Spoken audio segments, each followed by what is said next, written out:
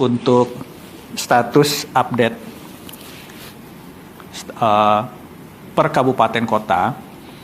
Per hari ini kabupaten kota di Provinsi Aceh yang masih dalam fase perpanjangan tanggap darurat itu ada 9 daerah. Kemudian yang sudah masuk ke transisi darurat dari 18 kabupaten kota terdampak ini bertambah menjadi 9 kabupaten kota. Itu di Aceh Timur. Jadi ini kita harapkan pergeseran dari tanggap darurat ke transisi darurat juga akan diikuti oleh kabupaten kota lain pada saat nanti perpanjangan tanggap daruratnya berakhir. Untuk status provinsi sendiri ini masih dalam status tanggap darurat hingga 8 Januari. Proses pencarian pertolongan masih terus dilakukan di daerah-daerah yang masih dalam status tanggap darurat.